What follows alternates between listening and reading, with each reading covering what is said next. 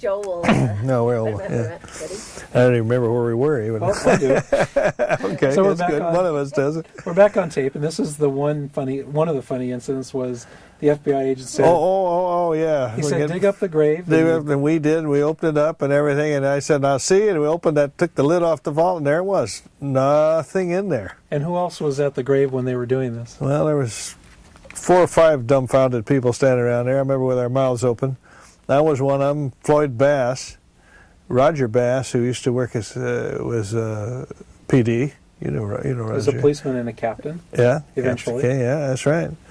Works for the Department of Defense now. But anyway, there and a couple of our workers who may have been involved with it, who knows, but they tried to look like they didn't know what was happening either. And then, so you found out that some of the workers at the cemetery may have dug him up?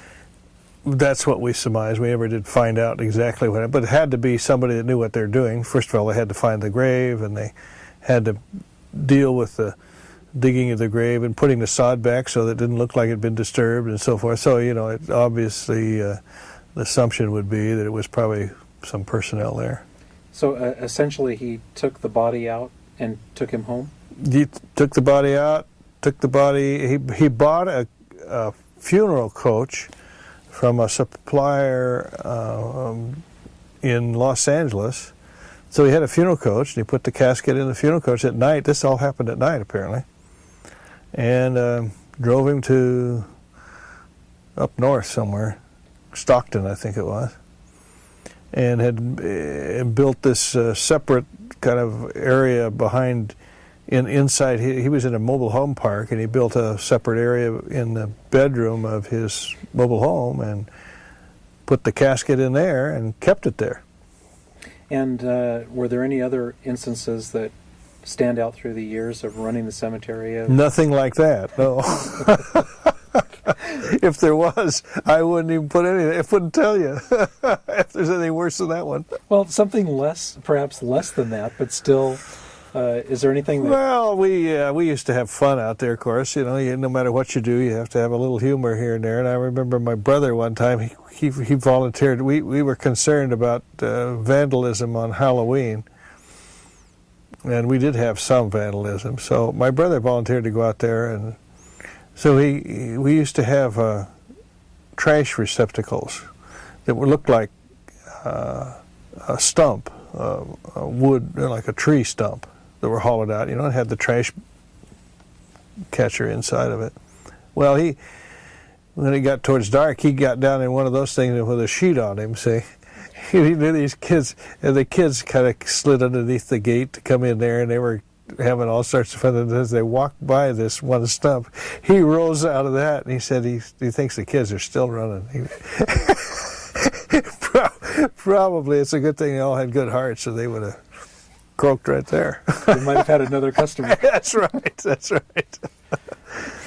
Now, you talked a little bit about vandalism. Have there ever been some bad vandalism? We have had some bad. We've had a couple of cult situations where they had broken into some mausoleum crypts and attempted to mess with the deceased, but never did find out who they were. But that it wasn't extensive. It was just, but they did break some plates and kind of try to break into the casket, but never did accomplish anything. Now, we haven't heard much about this, but in the cemetery, has anyone ever said that there are ghosts at the cemetery, or do people tell you their ghost stories, which may or may not be true? Not that I recall. I'm sure those stories are going around, but no, we haven't heard. I haven't heard any particular ones now. But actually, there was another fun. I'm just remembering another funny incident that did involve the police department too, because the police department, when they got their dog detail, they decided they needed a place to train, train the dogs to go after bad guys at night. Well, why not use the grounds of the cemetery? Well, that sounded like a good idea. So sure, go ahead. We gave the police department a key, and they could come in at night and set a bad guy out somewhere and then stick the dogs on him, Well, one thing we forgot to tell the guys was that the sprinkler system came on at night, And this first night they went out there, which happened to be a very dark night with a high cloud cover, and it was just pitch black, I guess. And they were sneaking. It was kind of spooky anyway, The officers were kind of spooked out a little bit anyway, and so they sent the one guy out there and sent the dog after him. Then they were all following the dog, and then all of a sudden, the sprinkler system came on in this section. Well, this thing, the sprinklers at Pacific Crest come on at about 60, 80 pounds pressure with about a half-inch nozzle, and it can hurt. Well, the funny part of it, of course, was when they come on, they'd hear this hissing, and then they heard the water, and then they didn't know which way to run, And it was kind of like Keystone Cops, I guess, for a while. They were running around trying to run out of one stream and run right into another one, or trip over a marker or something. I guess it was Roger Bass could tell the story. Must have been hilarious. I've heard a story that I believe it's your son-in-law, lost a jacket one time. Oh, yeah. You heard that story, really? Yeah, you tell me that story. Well, yeah, that's a. You have to be careful. Our son-in-law started in our business, and he was learning the business. And one thing you learn early in the mortuary business is be careful where you hang your coat. Well, he hung his coat up in the rack where we have other clothing for other folks that were there, and because he was doing something else. Well, he came back for it that afternoon. It was gone. And he says, "Where's my blue checkered sport coat?" Or whatever, suit coat. And somebody said, "Oh, is that yours?" He says, well, we put that on so-and-so. Well, why did you do that? Well, the family had called and they didn't have clothing and so forth, so we looked on the rack and that one wasn't used for anybody, so we used that. So, and I heard there was a letter? Yes, a letter came back from this family that had said in so many words that they really appreciated the generosity of our company and so forth, and that her husband had never had a nice looking suit like that. It actually was a suit, I guess. When it was a coat, they thought it was the whole suit, I guess. And so they really appreciated the fine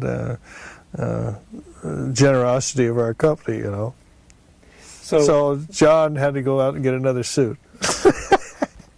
And so looking at the cemetery today, how much longer will the cemetery be able to function before it's at its full capacity? Oh, it's hard to say. Cremation now is about 50% of the families that we serve is cremation, and cremated remains can be placed in a much smaller area than a full-size casket, obviously. So, and there's still quite a bit of space at Pacific Crest. We don't actively pre-sell property, and we don't go out and have a big sales campaign like a lot of cemeteries do. We could probably sell out the cemetery rather quickly if we did that, but we don't want to do that. So we will have property for quite some time, I think. Now, is there ever a chance, what would have to happen if someone wanted to take that property and develop it into something else? And is that ever a concern? Well, there's a state law in the state of California that cemetery property, dedicated cemetery property, which Pacific Crest is exempt from eminent domain. So the city couldn't even, or the state, or anybody, take over the property for eminent domain at all because of it's exempt from that statute. Now, do you own? If anyone that's gone by the north side of the cemetery, there's a large open area that's adjacent to the street. Is that cemetery property or city property? It's owned by the cemetery, and it's owned. There's some street right of way in there too, but it'll eventually be probably incorporated in the cemetery at some point. But there's all sorts of easements and so forth that would have to be straightened out first. Going off the cemetery business for a while and back to in the early '60s, what was Redondo Beach like, and how did it start to change in your mind, if you can recall? Well, I think it's mainly related to population. The density is considerably higher now than it used to be, and that's caused all sorts of changes.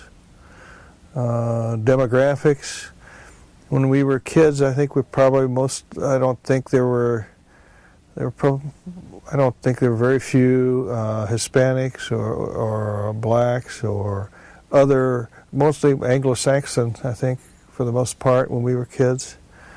I think there was one black family in town, and that was Dave at the Shoeshine Willie Glenn. That was Willie Glenn on PCH and just north of Torrance Blvd.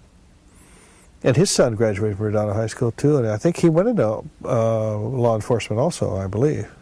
I think a bureau maybe. I'm not sure.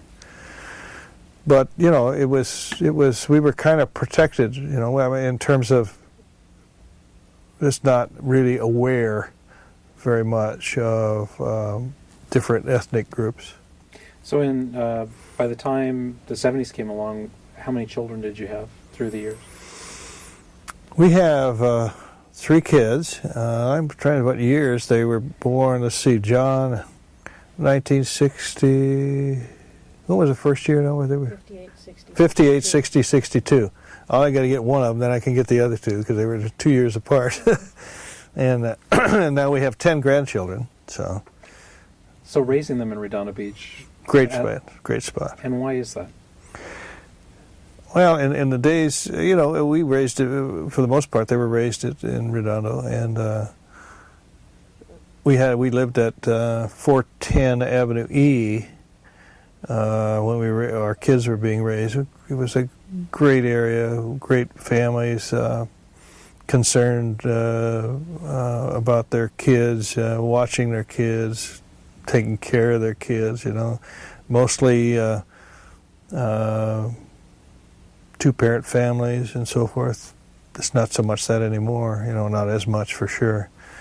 It was more of the old kind of grassroots kind of old town, which has changed. And it changed a lot it changed from the time I was a kid too. So it just gradually, we have a lot of, obviously, single family parents. Parents now, a lot of times two parents both have to work in order to make it work, you know, particularly live in this area. And, you know, our kids Norma was able to stay home, you know, and be home when the kids got home from school and that sort of thing. So that was a real advantage. Now, do you think that would be the mid-'60s and early '70s, was it still the type of community where a lot of people were out on the block, everyone knew each other? Or was it more, I think today people typify Redondo as go home, close the door, you're pretty much in your house by yourself and not, you don't have a lot of neighborhood activity in many neighborhoods. I think that's correct. And we knew most of the folks that lived on our block on Avenue E. There were some we didn't, but, you know, we knew most of them. We interacted with most of them. Yeah, and even now, I mean, where we live now, we don't know that many folks as we did when we were, of course, our kids, you know, your kids tend to bring other kids, and so you're able to interact a little more with the neighborhood than you are when you're just the two of you. Now, in the 60s, one of the things in 1963 when John F. Kennedy was assassinated, we asked that question of what were you doing and what do you remember of that and of the time in Redondo Beach when that happened? As a historical day. It was a historical day. I was working as manager of Pacific Crest Cemetery. Norma brought me a little Sony portable TV out the cemetery because we didn't have a TV out there, so we could see what was happening and watch this traumatic episode that stretched out over a period of a week or so. So in terms of the city life and so forth, it's just, I don't remember specifically. I think probably it was a more interactive society, you know, a little more interaction between people in neighborhoods and even at the city. I can remember when I was a kid, you know, I'd walk down the city of Redondo, the downtown area of Redondo. Hi, Foster. And Dad would go, hi, so-and-so. You know, I mean, everybody knew everybody, and it's not like that. We go to a theater, we'd know a lot of people in the theater. We go to a movie now, many times we don't know anybody in there. So it says, it's just it's. I think the main difference from the earlier days of our youth to now is the number of people that are kind of squeezed into this area, and it's less personalized. You would have worked for the mortuary during the Vietnam era, and is there any comparison? Have you dealt with military families in Vietnam and now in Iraq, and throughout the last 40 years? Is there anything that stands out to you in relation to taking care of families in that respect? Well, I think that, obviously the general support for the Iraq veterans, the guys that get killed and so forth, and that serve is much more supportive than it was in Vietnam. But when we had a Viet Nam vet die and so forth, in terms of our involvement with the service and so forth, and the family's involvement, there was a lot of support there too. It wasn't the kind of the national anti-Vietnam thing that you saw. It was more personalized, and it became a very supportive group of people that we would meet with. So raising children during the 70s and the hippie era, did you notice any of that cultural influence coming to Redondo Beach and the hippie movement?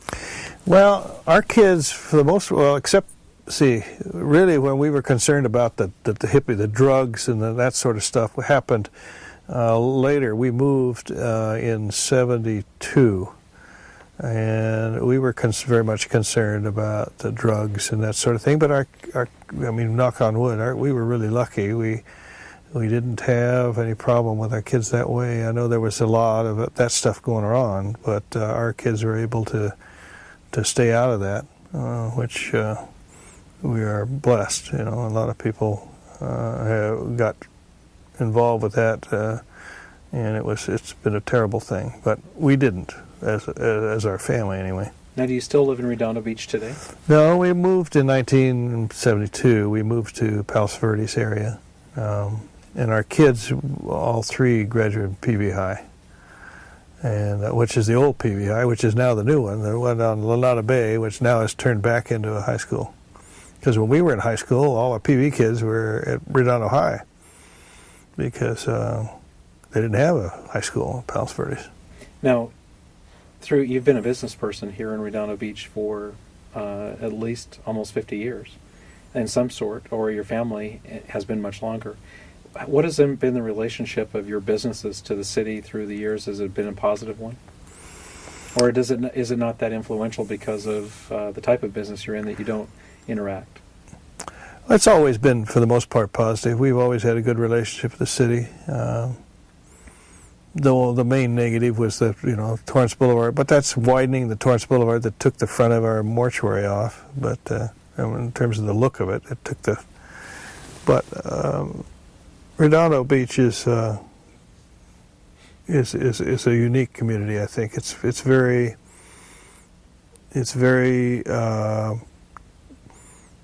family oriented. It was much more, not as much now. You don't have as many families, although it looks like it's coming back. We got more kids in school now. I know the schools sold off a bunch of schools, or didn't sell them off, but closed a bunch of schools. That now they're starting to get more and more kids. They're going to need to take up those locations and maybe develop it into school again. But so things tend to change. They go up and down. But I think. I look back. I think that there was more interaction. There was more personalization of family groupings and interaction, and when our kids are being raised, than there probably is now. How do you see Redondo Beach as having changed in relation to the loss of downtown? What do you think that did to Redondo Beach as a community, if anything? Well, it's just, quote, progress, close quote. It was happening, not necessarily Redondo, it happened everywhere. The main thing was the shopping center, the move of big shopping center complexes into an area. And Redondo happened to be able to survive a little better than most because the harbor replaced the downtown area, and so it didn't suffer quite as much. It got replaced by some other entity that it didn't have a deteriorating downtown area because it wasn't there anymore. But you look back, I can recall that, walking down the street and everybody knew everybody, and that was kind of a neat thing. But that'll probably never happen again unless you move out to Middle America somewhere and move into a town of 200 or 300 people. So what do you see as the future of Redondo Beach? First, from the business perspective of what you do, and then secondly, where do you see it going as a community? Well, I think Redondo Beach is going to be no different than a lot of other communities. It's going to be, you're not going to have the individual proprietorships that are getting gobbled up into the big, it happens in the mortuaries. We had big conglomerates come in and buy up mortuaries here in the 90s, and you have the same thing in a lot of other industries. The mom and pop shops, so to speak, are not really going to survive except in the unusual circumstances. You have the Walmarts and the big stores, that are changing things, and that's one of the big changes I think that's happened over the last 30, 40 years is the individual proprietorships are being gobbled up by the conglomerates. And you live in Palos Verdes now, but you're obviously still have a business here. Why did you never choose someplace else to go than Redondo Beach and the South Bay? I think the South Bay, we've traveled some in the last 20 years or so, and the best part of travel was coming home again. We see a lot of parts of the world, and it's got to be, in my estimation anyway, the best area to live in. Of anywhere I've seen and been to. So we talked to Margaret Moody, who told us whose father was Charles Worthern. Charlie, great character. Before I tell you about this, what do you remember about Charlie? Oh, Charlie was just a character. Charlie was one of a kind. He was an interesting guy. So she said she had to think of on his headstone. She was trying to determine what to put. She had two choices, she said, Mr. Democrat and Mr. Redondo. Now, do you know where his grave is out at Pacific Crest? No, I don't recall specifically, but he's there. And she said that she put him there because everything about him was Redondo Beach. Now, I guess this is kind of a weird question, but when you're deceased, where will you be put? Do you have a place at Pacific Crest? Pacific Crest, yeah. Yeah, we have a crypt in the mausoleum there. Mm-hmm. Is there anything else that you can remember about Redondo that you'd like to close with? Well, you talked about the cemetery at the last, and you talked about Charlie Worthern. So maybe I can remember Charlie Worthern one time at a service out of Pacific Crest, walking down, and my dad happened to be directing service, I guess, from White and Day, and I was out there as a manager of the cemetery. And I can remember Charlie Worthern standing up by the gate going, "Foster!" He yelled across to all these people. "Foster!" "Yeah, Charlie, what do you want?" "Foster," he said, "I'm going to pee on your grave yet." All these people, that was Charlie, All right, thank you. What a way to end it, huh?